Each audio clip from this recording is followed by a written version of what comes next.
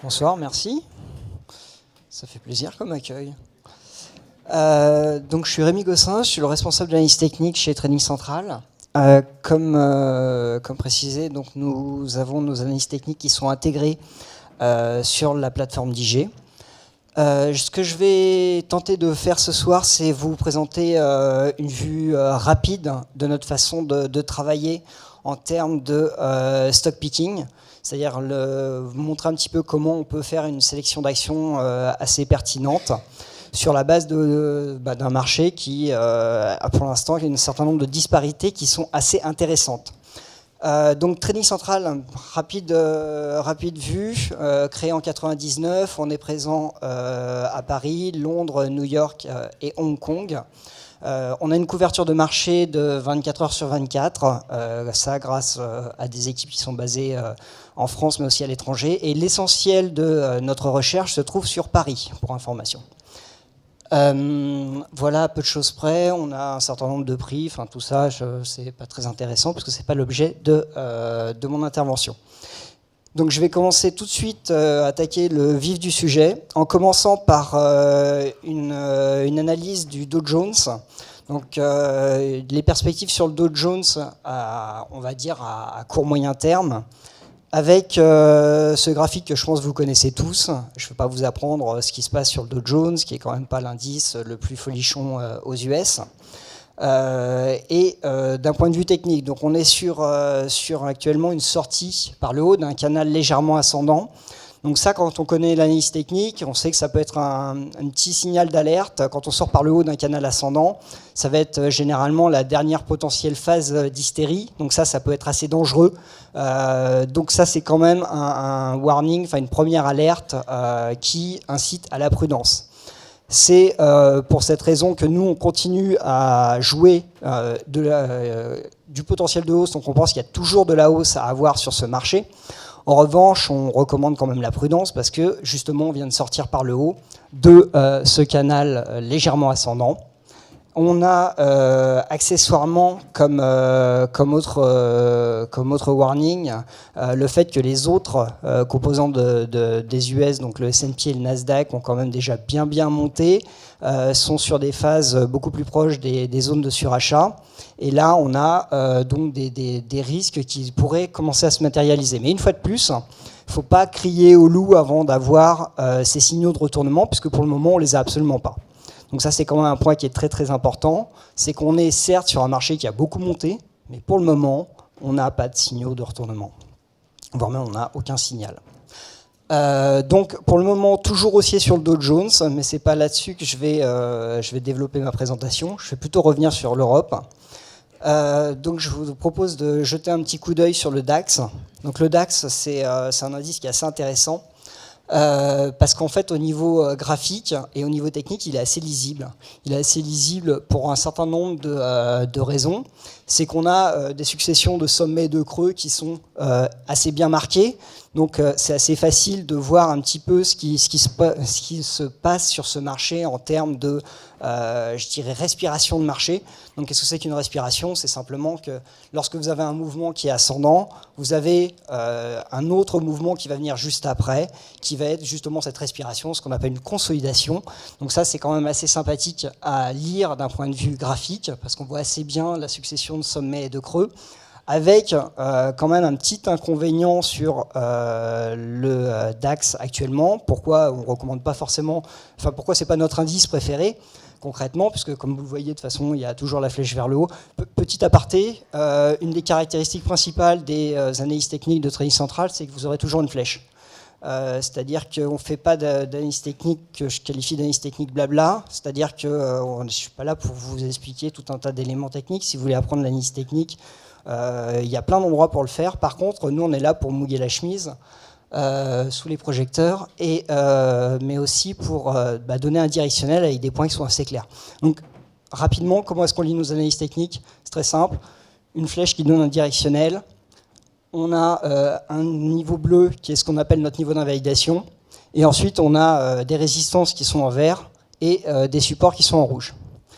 Donc ça permet de visualiser assez rapidement ce qu'on anticipe sur n'importe quel type d'actif. Et ça va permettre aussi d'avoir une idée, par exemple, du risk-reward. Donc là, concrètement, c'est quoi le risk-reward? C'est qu'on est juste sous une résistance, qu'on a un niveau d'invalidation qui est très très loin, et donc potentiellement, entre cette résistance et ce niveau d'invalidation, il peut se passer plein de choses, et accessoirement accumuler beaucoup de pertes.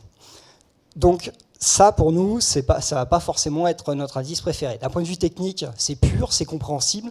Par contre, d'un point de vue trading, c'est pas terrible. C'est pas terrible, il faut être honnête.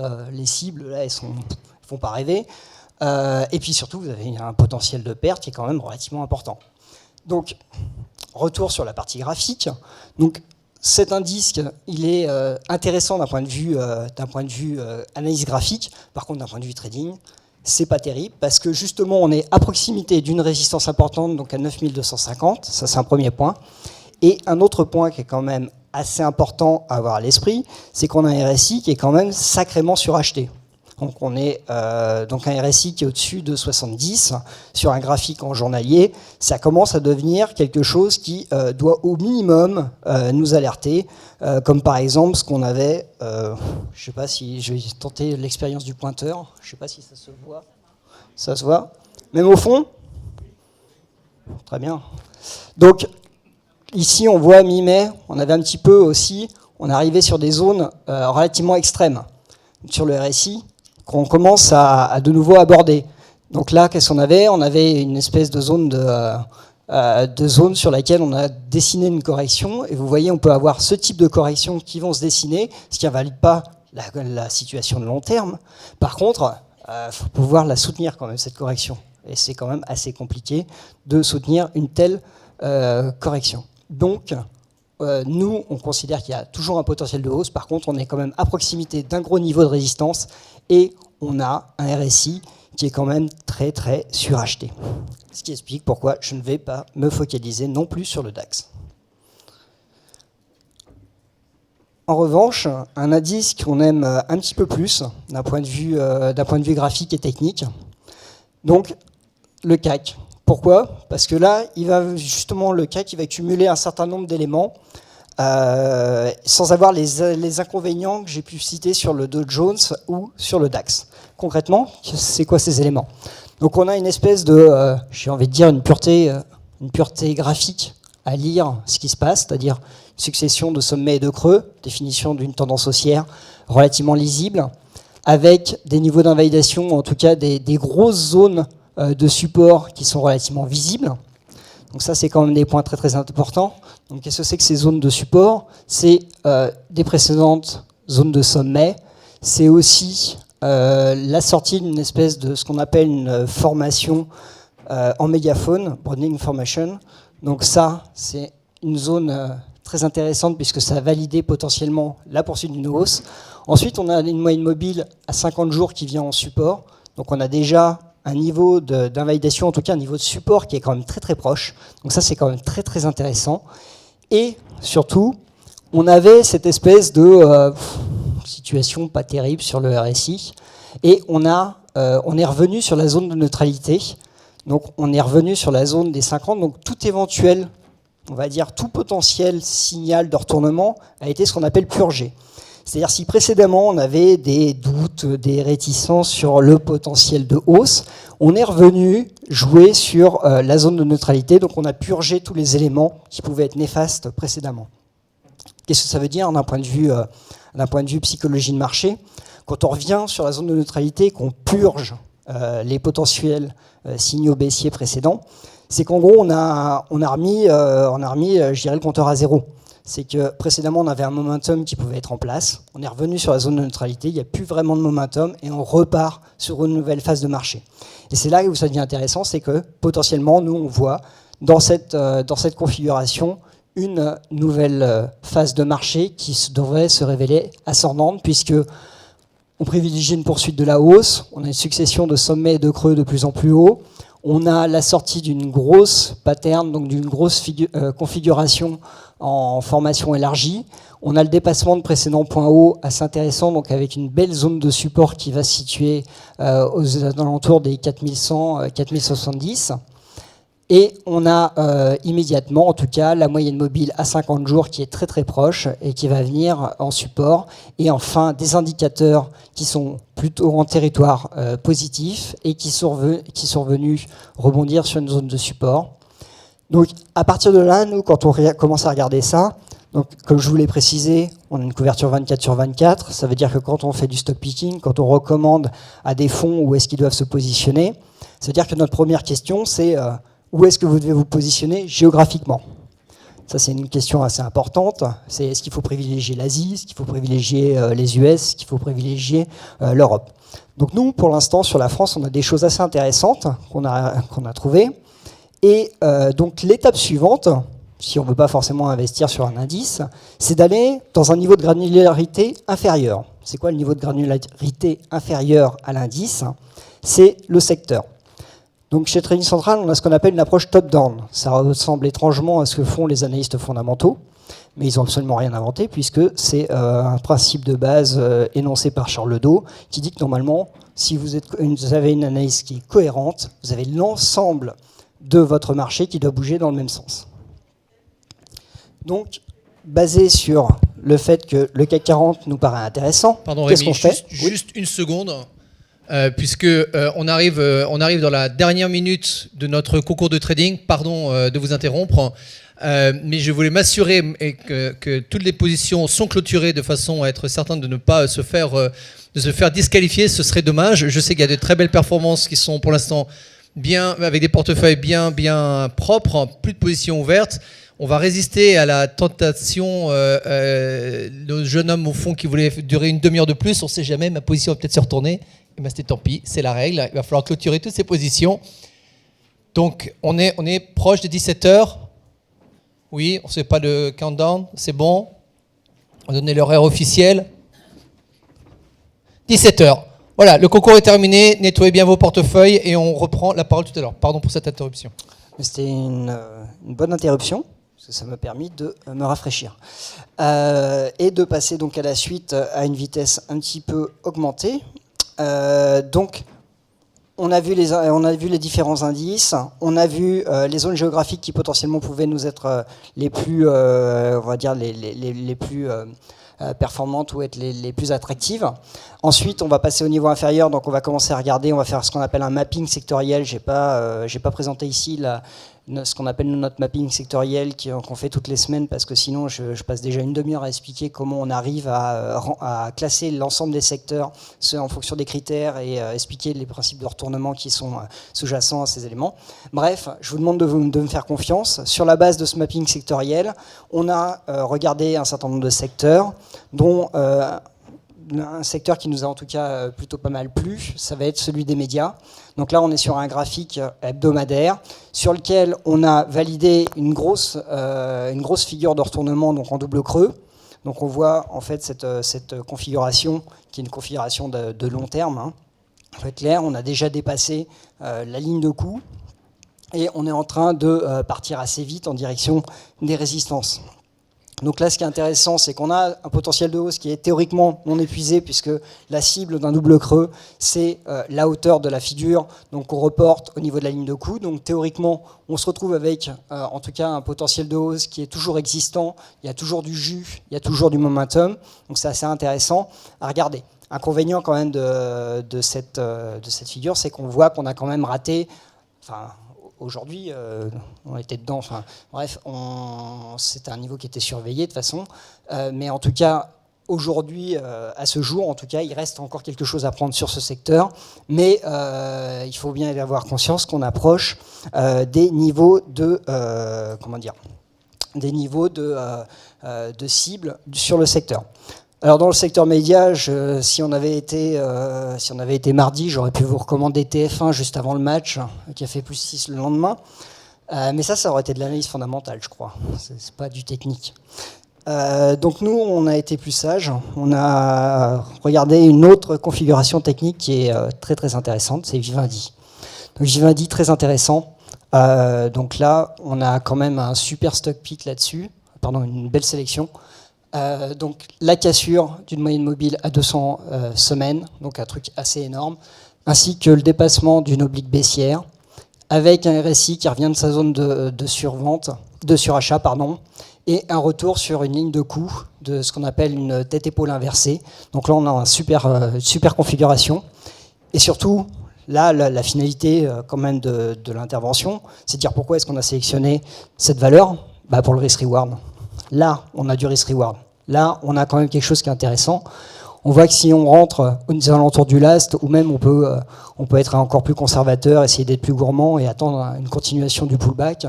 Potentiellement, on peut s'attendre à un pullback sur la zone de ligne de coup. Par contre, effectivement, si on veut vraiment être sûr de ne pas rater le mouvement, on peut même rentrer maintenant au last, donc à 18. Et on voit qu'on a quand même déjà un bon potentiel de hausse avec un risk-reward qui est quand même assez intéressant. Alors, en tout cas, un risk-reward qui est au-delà de 2, si on se cible sur la deuxième cible, qui est la cible théorique de cette figure. Voilà, donc un stop relativement proche, un bon potentiel de hausse. On peut même travailler la valeur pour essayer de rentrer un peu plus bas. Mais ce qui peut être pas mal, c'est de commencer à rentrer une partie de la pause maintenant et ensuite travailler lorsqu'on va revenir tester la moyenne mobile 200. Mais en tout cas, là, on a un gros momentum qui est en train de se retourner avec quelque chose qui est vraiment très, très intéressant, très attractif d'un point de vue technique et graphique. Et pas de signal, aucun signal qui viendrait vraiment ternir les perspectives, puisque comme vous voyez, les potentielles résistances sont assez anciennes. On a une zone ici, mais pas terrible. Et en tout cas, on a validé suffisamment de signaux haussiers pour avoir une très bonne confiance dans cette configuration. Autre secteur qu'on a trouvé assez intéressant, le secteur de la santé. Là-dessus, on a aussi une configuration qui est graphiquement très intéressante, le dépassement d'une grosse ligne, enfin d'un gros niveau assez important, et on est sorti dans un gros trading range de très long terme. Donc là, une fois de plus, on joue le retour sur la cible théorique, donc dépassement d'une zone de range, on reporte la hauteur du range et on cible cette hauteur de range. Sachant qu'on a purgé les risques, c'est-à-dire les potentielles divergences. On est revenu sous la zone de neutralité sur le RSI, on est reparti à la hausse. On vient surtout de valider ce qu'on appelle un biseau de consolidation. Donc on a dessiné une consolidation dans un endroit où on a pu reprendre son souffle. Puis là on voit qu'on a commencé à casser et partir à la hausse avec pas mal de momentum. Il faut se rappeler qu'on est sur le secteur de la santé. Donc quand ça commence à bouger, ça ne va pas bouger de 10%. Par contre, quand ça commence à bouger, c'est qu'il y a des grosses mains qui accumulent. Donc ça, c'est plutôt intéressant. Et si elles accumulent, c'est qu'elles vont prendre des positions, vont commencer à prendre, à ramasser, et ça met généralement du temps. Donc là-dessus, nous aussi, on a plutôt une bonne conviction avec justement cette configuration, avec une cible à 820 donc sur le secteur. Ce qui nous a amené, en termes de stock picking, à aller regarder ce qu'on avait comme valeur qui était assez attractive, et on a trouvé Sanofi. Donc Sanofi, qu'est-ce qu'il y a ? Le double creux qui est extrêmement évident. Le dépassement donc, de cette zone de ligne de coup. Et puis le croisement à la hausse des moyennes mobiles. Et puis donc un RSI qui vient de revenir violemment. Alors, j'ai parlé pas mal de divergences jusqu'à maintenant. Là, c'est une divergence qu'on peut théoriquement plutôt ignorer dans la mesure où on a une énorme accélération juste avant. Donc cette espèce de divergence, en fait, c'est plutôt ce qu'on appelle des configurations qu'on va retrouver dans des drapeaux. C'est-à-dire qu'en fait, c'est une divergence qui incite à une consolidation. Parce que concrètement, on a eu une forte accélération. Mécaniquement, on continue à monter. Et en fait, notre RSI va être biaisé par cette accélération. Donc, c'est pour ça qu'on fait le choix d'ignorer la potentielle divergence baissière qui pourrait se trouver ici. Puisque là, on a un point haut, ici un point haut sur le RSI qu'on ne retrouve pas sur le deuxième point haut qu'on a sur le cours. Donc on ignore cette partie-là, puisqu'on privilégie plutôt la formation de ce qu'on appelle une figure dite soit en flag, soit en pennant, donc soit un drapeau, soit un fanion. Donc en gros une zone de consolidation avant une nouvelle accélération haussière. Là, on joue un peu plus que la hauteur du double creux parce que la configuration est quand même assez puissante. Et de toute façon, en gros, on voit que si jamais on vient dépasser cette grosse zone de résistance, on aura une nouvelle accélération, on aura de nouveau du jus qui risque d'entrer dans le marché. Et là, on a un gros potentiel de hausse assez intéressant. Une fois qu'on sera parti, Une fois qu'on aura clairement commencé à challenger la zone de résistance des 80.87, on remontera son stop en stop glissant sur le niveau de la ligne de coup, puisqu'on considérera qu'on aura fait le pullback, le test de la ligne de coup, mais pour le moment on n'est pas parti, il n'y a pas encore le moment, donc on peut toujours continuer dans cette zone-là. Donc il faut faire attention de ne pas avoir un stop trop proche, parce que c'est pas rare de voir un léger enfoncement de la ligne de coup, et puis de se faire stopper bêtement, puis derrière de voir l'accélération, et ça c'est extrêmement rageant.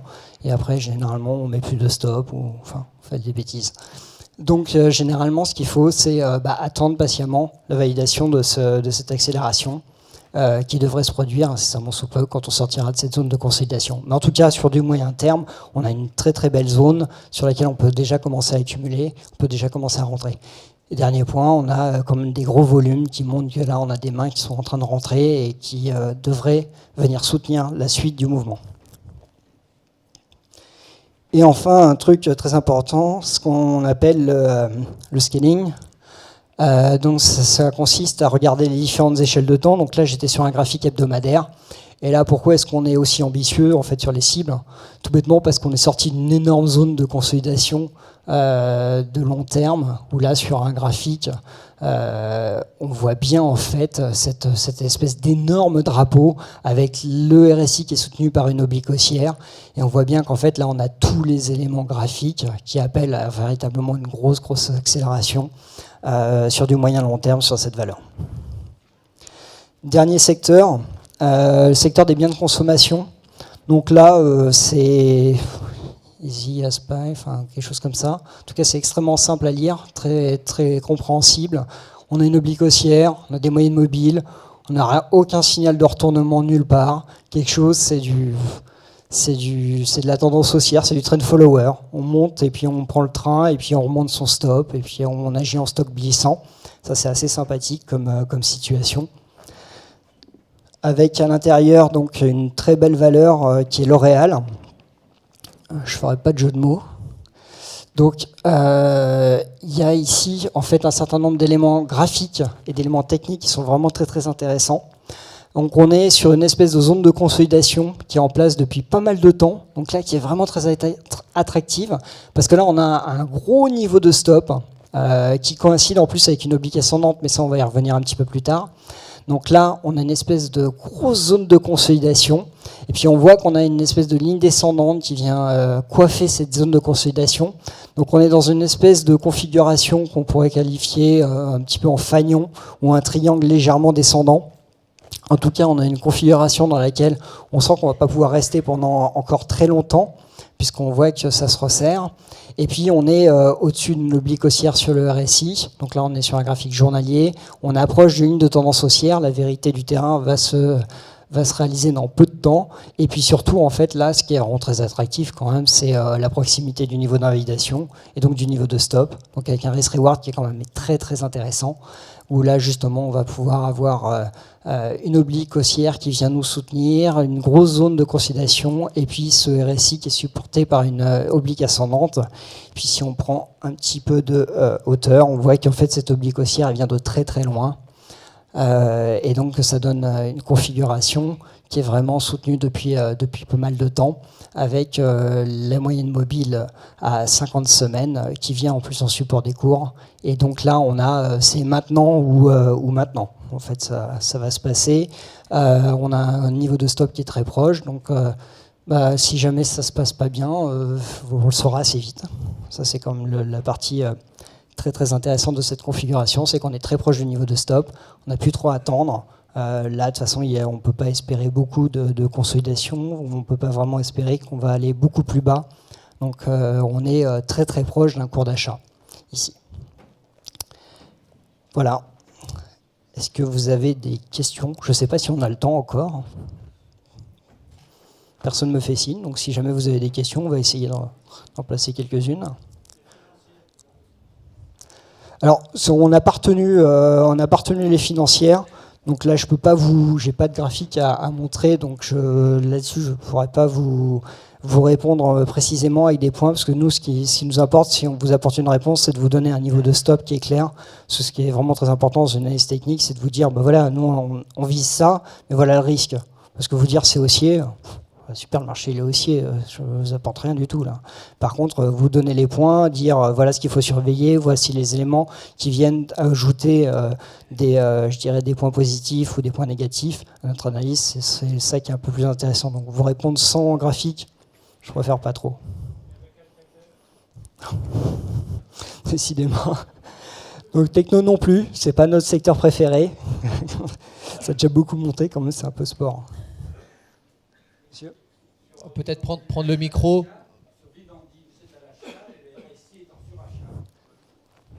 On va revenir dessus.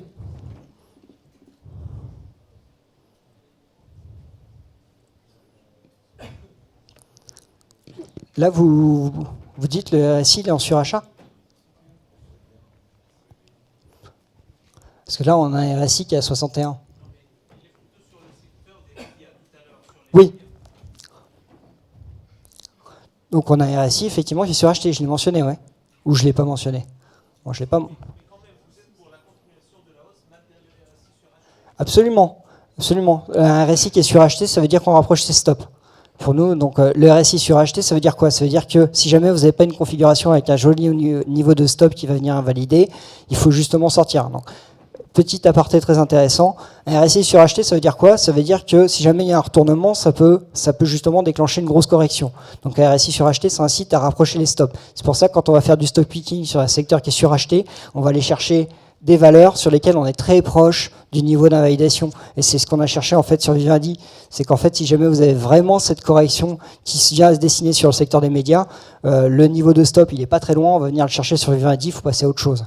Donc, une fois de plus, c'est pour ça que quand je réponds sur une valeur, je préfère vraiment voir le graphique pour pouvoir préciser, bah voilà, le niveau de stop, c'est là. Parce que le plus important dans une analyse technique, c'est 1, le directionnel, 2, le niveau de stop, et il n'y a pas d'ordre. C'est-à-dire que c'est deux éléments indissociables. C'est dire c'est haussier, c'était Warren Buffett qui disait ça, c'est dire le marché est haussier, c'est zéro valeur ajoutée. Il y a toujours un truc qui monte dans le marché, même quand on a une explosion d'une bulle Internet.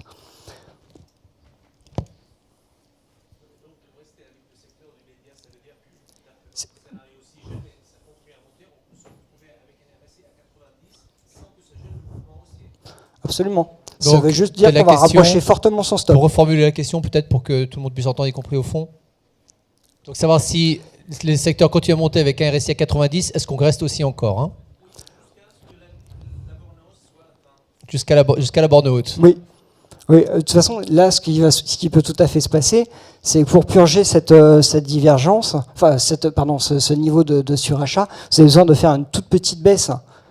Et si jamais vous continuez à monter de façon assez lente, effectivement, vous allez créer une divergence, mais ça peut être ce qu'on appelle une divergence de consolidation. Vous allez vous retrouver à faire une espèce de zone de correction. Donc, tant que vous n'allez pas enfoncer le niveau important, vous n'aurez pas de retournement graphique. C'est toute l'importance de ce qui se passe dans par exemple les drapeaux ou les fanions.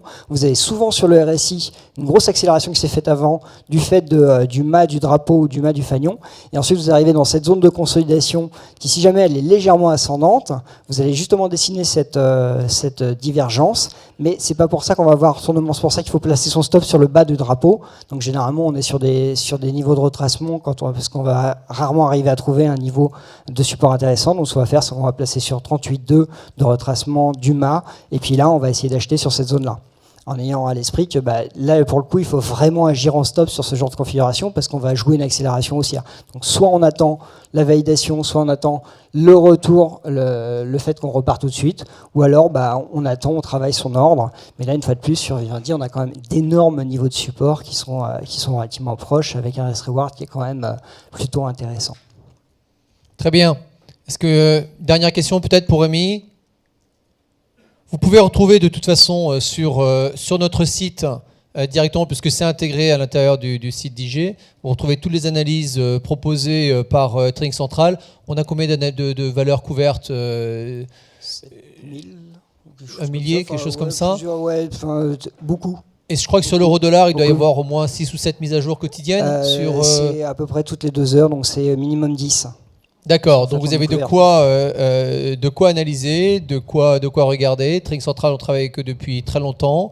Vous avez vu qu'aujourd'hui, nous faisons intervenir énormément de spécialistes de l'analyse technique avec différentes approches.